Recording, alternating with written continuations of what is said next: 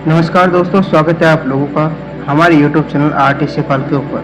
तो जैसा कि हम लोग ओशो की बुक मैं मृत्यु सिखाता हूँ की समरी हिंदी भाषा के अंदर कर रहे हैं। ये सीरीज़ हमारे यूट्यूब चैनल के ऊपर कंटिन्यू चल रही है और इस सीरीज़ का दूसरा एपिसोड हम आज आप लोगों के लिए लेकर आए हैं। अगर आप लोगों ने पहला एपिसोड नहीं देखा है तो हम लोग उसकी लिंक अपने डिस्क्रिप्शन बॉक्स के अंदर डाल देंगे, आप वहाँ से उस एपिसोड को जाकर देख सकते हैं। तो आज दूसरे एपिसोड की तरफ चलने से पहले मैं आप लोगों से ये विनती करता हूँ कि आप लोग सबसे पहले अपने कानों के अंदर ईयरफोन्स लगा लें, जिससे कि आप लोग ओशो के विचारों को सावधानीपूर्ण सुन सकें और उन विचारों को अपने जीवन में उतार सकें और उन विचारों से प्रभावित हो सकें। दूसरे एपिसोड को शुरू करने से पहले अगर आप लोगों को हमारे यूट्यूब चैनल पसंद आए तो आप लोग इसे सब्सक्राइब कर सकते हैं और बेल आइकन ऑन कर सकते हैं, जिससे कि आप लोगों को हमारे वीडियोज़ का नोटिफिकेशन सबसे पहले मिले। तो चलिए आपको लेकर चलते हैं ओशो की बुक मैं मृत्यु सिखाता हूँ की समरी सीरीज के दूसरे एपिसोड की तरफ।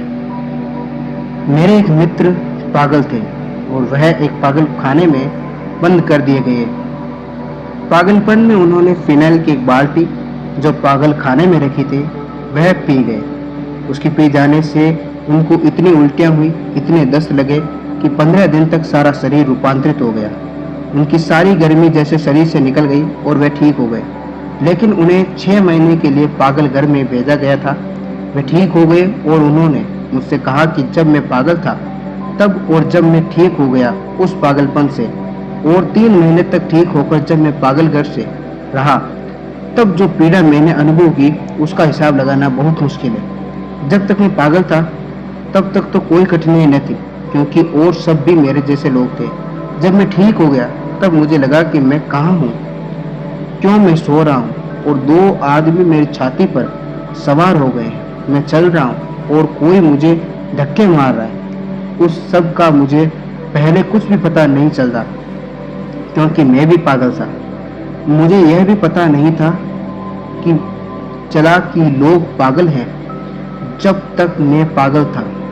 जब मैं पागल न रहा तो मुझे पता चला कि ये सारे लोग पागल हैं, और जैसे ही मैं पागल न रहा मैं उन सारे पागलों का शिकार बन गया। और मेरी कठिनाई यह थी कि मुझे सब समझ में आ रहा था कि अब मैं बिल्कुल ठीक हूँ और अब क्या कर रहा हूँ और क्या नहीं कर रहा, और अब मैं कैसे बाहर निकलूँ। और अगर मैं चिल्लाकर कहता कि मैं पागल नहीं हूँ तो सभी पागल यही चिल्लाकर कहते हैं कि हम पागल नहीं हैं। कोई डॉक्टर मानने को राजी न था। हमारे चारों तरफ सोए हुए लोगों की भीड़ है और इसीलिए हमें पता नहीं चलता है कि हम सोए हुए आदमी हैं, और जागे हुए आदमी की हम जल्दी से हत्या कर देते हैं, क्योंकि वह आदमी हमें बहुत कष्टपूर्ण मालूम होने लगता है, बहुत डिस्टर्बिंग, बहुत विघ्न कारक मालूम होने लगता है। एक अंग्रेज विद्वान केनेथ वाकर ने किताब लिखी और उस किताब को एक फकीर गुरजीएफ को समर्पित किया।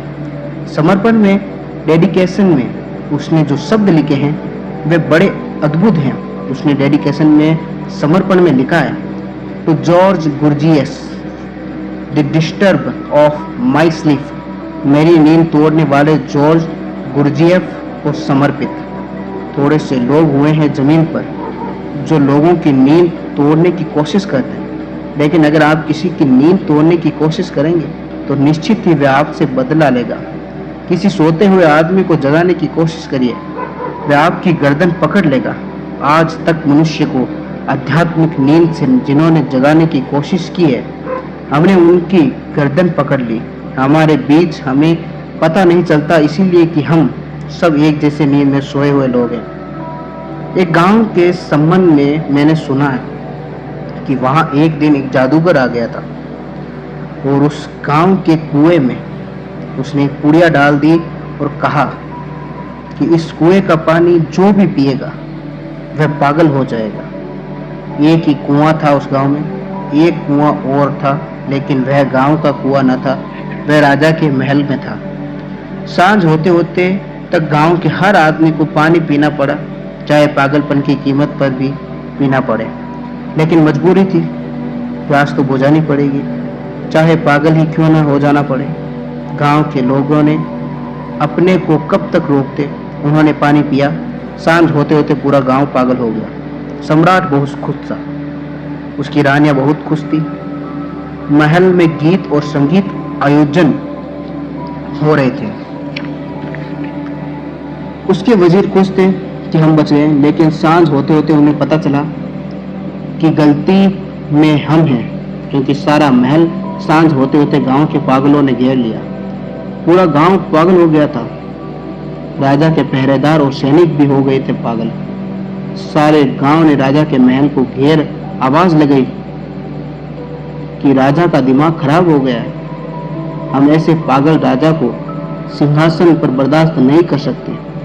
महल के ऊपर खड़े होकर राजा ने देखा कि बचाव का कोई उपाय नहीं है। राजा अपने वजीर से पूछने लगा कि अब क्या होगा। हम तो सोचते थे कि भाग्यवान हैं हम कि हमारे पास अपना कुआं है, आज ये महंगा पड़ गया। सभी राजाओं को एक न एक दिन अलग कुआं महंगा पड़ जाता है। सारी दुनिया में पड़ रहा है। जो भी राजा है कल उनको भी कुआं महंगा पड़ेगा। अलग कुआं खतरनाक है। लेकिन तब तक ख्याल नहीं था। वजीर से राजा ने कहने लगा, क्या होगा? वजीर ने कहा, अब कुछ पूछने की जरूरत नहीं है। आप भागे पीछे के द्वार से और गांव के उस कुएं का पानी पीकर जल्दी लौट आए, अन्यथा यह महल खतरे में है। सम्राट ने कहा, उसे कुएं का पानी? क्या तुम मुझे पागल बनाना चाहते हो? वजीर ने कहा, पागल बने बिना बचने का कोई उपाय नहीं है। राजा भागा, उसकी रानियां भागी। उन्होंने जाकर उस कुएं का पानी पिया। उस रात उस गांव में एक बड़ा जलसा मनाया गया। सारे गांव के लोगों ने खुशियां मनाई, बाजे बजाए, गीत गाए और भगवान को धन्यवाद दिया कि हमारे राजा का दिमाग ठीक हो गया है। क्योंकि राजा भी भीड़ में नाच रहा था और गालियां बक रहा था। अब राजा का दिमाग ठीक हो गया है। क्योंकि हमारी नींद सार्वजनिक है, सार्वभौमिक है, क्योंकि हम जन्म से ही सोए हुए हैं। इसलिए हमें पता नहीं चलता है कि इस नींद में हम क्या समझ पाते हैं। जीवन को इतना ही यह शरीर जीवन है, इस शरीर के भीतर जरा भी प्रवेश नहीं हो पाता। ये समझ वैसी है जैसी किसी राजमहल के बाहर दीवार के आसपास कोई घूमता हो और समझता हो कि यह राजमहल है। दीवार पर, बाहर की दीवार पर, चार दीवारी पर, परकोटे के बाहर कोई घूमता हो और सोचता हो कि राजमहल है, और परकोटे की दीवार से टिककर सो जाता है और सोचता हो कि महलों में विश्राम कर रहा हूँ। शरीर के आसपास जिनके जीवन का बोध है वह उसी नासमझ आदमी की तरह है जो महल के दीवार के बाहर खड़े होकर समझता है कि महल का मेहमान हो गया हूँ। शरीर के भीतर हमारा कोई प्रवेश नहीं है। हम शरीर के बाहर जीते हैं। बस शरीर की परत, बाहर की परत, शरीर की भीतर की परत तक कोई पता हमें नहीं चलता। बस दीवार के बाहर का हिस्सा, दीवार के बाहर भीतर का हिस्सा हमें पता नहीं चल पाता है। महल तो बहुत दूर है। दीवार के बाहर के हिस्से को ही महल समझते हैं। दीवार के भीतर के हिस्से तक से परिचित नहीं हो पाते। हम अपने शरीर को अपने से बाहर से जानते हैं। हमने कभी भीतर खड़े होकर भी शरीर को देखना नहीं चाहा। भीतर से, फ्रॉम विद इन। जैसे मैं इस कमरे में भीतर बैठा हूँ, आप इस कमरे के भीतर बैठे हैं, हम इस कमरे को भीतर से देख रहे हैं। एक आदमी बाहर घूम रहा है, वह इस मकान को बाहर से देख रहा है। आदमी अपने शरीर के घर में अपने भीतर से भी देखने में समर्थ नहीं हो पाता है, बाहर से ही जानता है। और तब मौत पैदा हो जाती है, क्योंकि जिसे हम बाहर से जानते हैं वह केवल खोल है, वह केवल बाहरी वस्त्र है, वह केवल मकान की बाहरी दीवार है, घर का मालिक नहीं। घर का मालिक भीतर है। उस भीतर के मालिक से तो पहचान ही हमारी नहीं हो पाती। भीतर की दीवार तक से पहचान नहीं हो पाती हो तो भीतर के मालिक से पहचान कैसे होगी? यह जो जीवन का अनुभव है फ्रॉम विदाउट, बाहर से, ये जीवन का अनुभव ही मृत्यु का अनुभव बनता है। ये जीवन का अनुभव जिस दिन हाथ से खिसक जाता है, क्योंकि जिस दिन इस घर को छोड़कर भीतर के प्राण सिकुड़ते हैं और बाहर की दीवार से चेतना भीतर चली जाती है, उसी दिन बाहर के लोगों को पता चलता है कि मर गया है यह आदमी। तो उस आदमी को भी लगता है कि मैं मरा मरा मरा, क्योंकि जिसे वह जीवन समझता था वहां से चेतना भीतर सरकने लगती है। जिस तल पर उसे ज्ञात था कि यह जीवन है, उस तल से चेतना भीतर सरकने लगती है। नई यात्रा की तैयारी में, और उसके प्राण चिल्लाने लगते हैं कि मैं मरा गया, सब डूबता है। क्योंकि जिसे वह समझता था कि मैं जीवन हूँ, वह डूब रहा है, वह छूट रहा है। बाहर के लोग समझते हैं कि यह आदमी मर गया, और वह आदमी भी मरते क्षण में, इस मरने के क्षण में, इस बदलाहट के क्षण में समझता है कि मैं मरा, मैं मरा, मैं मरा, मैं गया। ये जो देह है हमारी, ये जो शरीर है, ये शरीर हमारा वास्तविक होना नहीं है, ये हमारी ऑथेंटिक बीइंग नहीं है। गहराई में इससे बहुत भिन्न और बिल्कुल दूसरे प्रकार का हमारा व्यक्तित्व है। इस शरीर से बिल्कुल विपरीत और उल्टा हमारा जीवन है। एक बीज को हम देखते हैं, बीज के ऊपर की खोल होती है बहुत सख्त, ताकि भीतर जो छिपा हुआ जीवन का अंकुर है, कोमल, डेलिकेटेड, वह उसकी रक्षा कर सके। भीतर का अंकुर होता है बहुत कोमल, और उसकी रक्षा के लिए बहुत कठोर दीवार, एक गहरा, एक खोल बीज के ऊपर चढ़ी होती है। वह जो खोल है वह बीज नहीं है, और जो उस खोल को ही बीज समझ लेगा, वह कभी भी उस जीवन के अंकुर से परिचित नहीं हो पाएगा जो भीतर है। वह खोल को ही लिए रह जाएगा और अंकुर कभी पैदा नहीं होगा।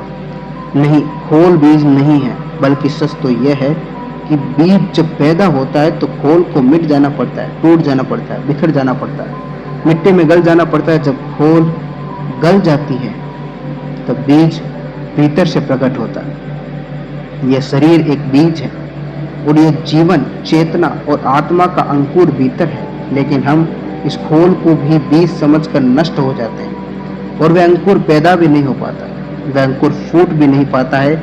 जब वह अंकुर फूटता है तो जीवन का अनुभव होता है। जब अंकुर फूटता है तो मनुष्य का बीज समाप्त होना लगता है और मनुष्य वृक्ष बनता है। जब तक मनुष्य बीज है तब तक वह सिर्फ एक पोटेंशियलिटी है, एक संभावना है। और जब उसके भीतर वृक्ष पैदा होता है जीवन का, तब वह वास्तविक बनता है। उस वास्तविकता को कोई आत्मा कहता है, उस वास्तविकता को कोई परमात्मा कहता है। मनुष्य है बीज परमात्मा का, मनुष्य सिर्फ बीज है। जीवन का पूर्ण अनुभव तो वृक्ष को होगा। बीज को क्या हो सकता है? बीज क्या जान सकता है वृक्ष के आनंद को? बीज क्या जान सकता है कि आएंगे पत्ते हरे जिन पर सूरज की किरणें नाचेंगी? बीज क्या जान सकता है कि हवाएं बहेंगी पत्तियों और शाखाओं से और प्राण संगीत में गूंजेंगे? बीज कैसे जान सकता है कि खिलेंगे फूल और आकाश के तारों को मात कर देंगे? बीज कैसे जान सकता है कि पक्षी गीत गाएंगे और यात्री छाया में विश्राम करेंगे? बीज कैसे जान सकता है वृक्ष के अनुभव को? बीज कैसे जान सकता है? बीज को तो कुछ भी पता नहीं है, वह तो सपना भी नहीं देख सकता उसका जो वृक्ष होने पर संभव होगा। वह तो वृक्ष होकर भी जाना जा सकता है। आदमी को जीवन को नहीं जानना है, क्योंकि उसके बीज को ही अपनी परिपूर्णता समझ ली है। वह तो जीवन को तभी जानेगा जब भीतर के जीवन का पूरा वृक्ष प्रकट हो। लेकिन भीतर के जीवन का पूरा वृक्ष प्रकट होना तो दूर है, भीतर कुछ है शरीर से भिन्न और अलग। इसका हमें कोई बोध हो ही नहीं पाता, इसके हमें कोई स्मृति ही नहीं, इसका कोई स्मरण, इसकी कोई रिमेम्बरिंग ही पैदा नहीं हो पाती है कि अलग भी कुछ है, शरीर से भिन्न भी जीवन की समस्या जो भीतर है उसके अनुभव की समस्या है, जो भीतर है उसके अनुभव की समस्या है, जीवन की समस्या। और हम जीवन को मान लेते हैं वह जो बाहरी विस्तार है। एक वृक्ष से मैंने पूछा, तेरा जीवन कहाँ है? वृक्ष कहने लगा, उन जड़ों में जो दिखाई नहीं पड़ती, जड़ें दिखाई नहीं पड़ती है वहाँ जीवन है। वृक्ष जो दिखाई पड़ता है वह वहाँ से जीवन लेता है जो अदृश्य है। माओ त्से तुंग ने अपने बचपन की एक घटना लिखी कि मेरी माँ की झोपड़ी के पास एक बगिया थी। उसने जीवन भर उस बगिया को संभाला। उसके फूल इतने बड़े और प्यारे होते थे कि दूर दूर के गांव के लोग देखने आते थे। और उस बगिया के पास से गुजरता हुआ ऐसा कठोर आदमी कभी नहीं देखा गया जो 2 क्षण ठहर न गया हो। उन फूलों को देखकर माँ बूढ़ी हो गई, बीमार पड़ गई। माओ छोटा था, पर उसने माँ को कहा, फिक्र मत करो, घर में और बड़ा कोई न था। उसने कहा, फिक्र मत करो, तुम चिंता मत करो पौधों को, मैं उनकी फिक्र कर लूंगा। 15 दिन बाद माँ उठी। माँ वो दिन भर बगीचे में मेहनत करता, दिन रात, सुबह से लेकर आधी रात तक माँ निश्चित थी। लेकिन जिस दिन 15 दिन बाद उठकर वह बगीचे में आई तो देखा बगिया पूरी कुम्हला गई। फूल तो जा चुके हैं कब के, पत्ते भी मुरझा गए हैं, सारे वृक्ष उदास खड़े हैं। ऐसा ही लगा होगा उस बुढ़िया को जैसा कि आज अगर किसी के पास आंखें हो तो सारी मनुष्य की बगिया को देखकर लगे। सब फूल गिर गए, सब पत्ते कुम्हला गए, सब वृक्ष उदास खड़े हैं। वह तो छाती पीट कर रोने लगी कि यह तूने क्या किया, और तू सुबह से शाम तक क्या करता था। माओ भी रोना लगा। उसने कहा कि मैंने बहुत कुछ किया जो मैं कर सकता था। एक एक फूल की धूल झाड़ता था, एक एक पत्ते की धूल झाड़ता था, एक एक फूल को चूमता था, एक एक फूल पर पानी छिड़कता था। पता नहीं लेकिन क्या हुआ, इतना श्रम और सारे वृक्ष कुम्हला गए। उसकी माँ रोने में हंसने लगी। उसने कहा, पागल, शायद तुझे पता नहीं है कि वृक्षों के प्राण पत्तों और फूलों में नहीं होते। वृक्षों के प्राण जड़ों में होते हैं जो दिखाई नहीं पड़ती। तू फूल और पत्तों को पानी देगा, तो फूल और पत्तों को चूमेगा और प्रेम करेगा तो सब निरर्थक है। फूल पत्ते की फिक्र मत कर। अगर अदृश्य जड़ें शक्तिशाली होती चली जाएंगी तो फूल पत्ते अपने से निकल आते हैं, उनकी चिंता नहीं करनी पड़ती। लेकिन आदमी ने जीवन को समझा है बाहर का सारा फूल पत्ते का फैला, वह है जो भीतर की जड़ें बिल्कुल उपेक्षित है, निग्लेक्ट है। आदमी के भीतर की जड़ें बिल्कुल ही उपेक्षित पड़ी हैं, स्मरण भी नहीं है कि भीतर भी कुछ है, और जो कुछ भी है वह भीतर है। सत्य भीतर है, शक्ति भीतर है, जीवन की सारी क्षमता भीतर है। वहां से वह प्रकट हो सकती है, बाहर बाहर प्रकटीकरण होता है। होना भीतर है, बीइंग भीतर है, बिकमिंग बाहर होती है। वह जो वास्तविक है वह भीतर है, जो फैलता है और अभिव्यक्त होता है। मैनिफेस्टेशन जो है वह बाहर है, बाहर है अभिव्यक्ति, आत्मा तो भीतर है। और बाहर की अभिव्यक्ति को ही जो जीवन समझ लेता है उनका सारा जीवन मृत्यु के भय से आक्रांत होता है। वे जीते हैं तो भी मरे मरे और डरे हुए, कभी भी मर जाएंगे, किसी भी क्षण मर जाएंगे। और यह मरने से डरे हुए लोग किसी भी मौत पर रोते हैं और परेशान होते हैं। ये किसी और की मौत पर रोते हैं और परेशान होते हैं। हर मौत इन्हें इनकी मौत की खबर ले आती है। हर मौत इन्हें खबर लाती है कि इनकी मौत, और अपने से बहुत निकट उनकी मौत तो बहुत जोर से खबर लाती है अपनी मौत की। और तब प्राण भीतर कंप जाते हैं, तब भय पकड़ लेता है, तब कंपन पकड़ लेता है। और उस कंपन में, उस भय में आदमी अच्छी अच्छी बातें सोचता है। आत्मा अमर है, हम तो भगवान के अंश हैं, हम तो ब्रह्मा के स्वरूप हैं। ये सब बकवास की बातें हैं और यह अपने को धोखा देने से ज्यादा नहीं है, सेल्फ डिस्पेंसन है। ये मौत से डरा हुआ आदमी अपने को मजबूत करने के लिए दोहराता है कि आत्मा अमर है। वह कह रहा है कि नहीं नहीं, मुझे नहीं मरना पड़ेगा, आत्मा अमर है, लेकिन भीतर प्राण कंप रहे हैं। और वह ऊपर से कह रहा है कि आत्मा अमर है। जो आदमी जानता है कि आत्मा अमर है उसे एक बार भी यह दोहराने की जरूरत नहीं है कि आत्मा अमर है, क्योंकि वह जानता है कि बात खत्म हो गई। लेकिन ये मौत से डरने वाले लोग बार बार कहते हैं कि आत्मा अमर है, जीवन को जान नहीं पाते हैं ये लोग, और फिर बीच में एक नई तरकीब और एक नया धोखा पैदा करते हैं कि आत्मा अमर है। इसीलिए तो आत्मा को अमर मानने वाले लोगों से ज्यादा मौत से डरने वाली कौम खोजनी कठिन है। इस देश में ही यह दुर्भाग्य घटित हुआ है। इस देश में आत्मा की अमरता मानने वाले सर्वाधिक लोग हैं पृथ्वी पर, और इस देश में मौत से डरने वाले कायरों की संख्या भी सर्वाधिक है। ये दोनों बातें एक साथ कैसे हो गई? जो जानते हैं कि आत्मा अमर है उनके लिए तो मृत्यु हो गई समाप्त, उनके लिए तो भय गया विसर्जित। उन्हें तो अब कोई मार नहीं सकता है, उन्हें तो कोई अब मार नहीं सकता है। और दूसरी बात भी ध्यान में ले लेना उन्हें कोई मार नहीं सकता, और न अब वे इस भ्रम में हो सकते हैं कि मैं किसी को मार सकता हूँ, क्योंकि मारने की घटना ही खत्म हो गई।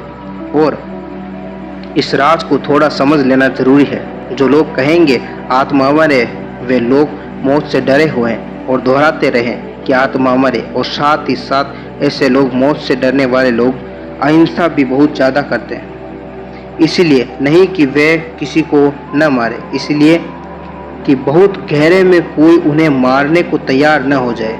दुनिया अहिंसक होनी चाहिए। क्यों कहेंगे तो मैं यह कि किसी को मारना बुरा है, लेकिन बहुत गहरे में वे यह कह रहा है कि कोई मुझे मार न डाले।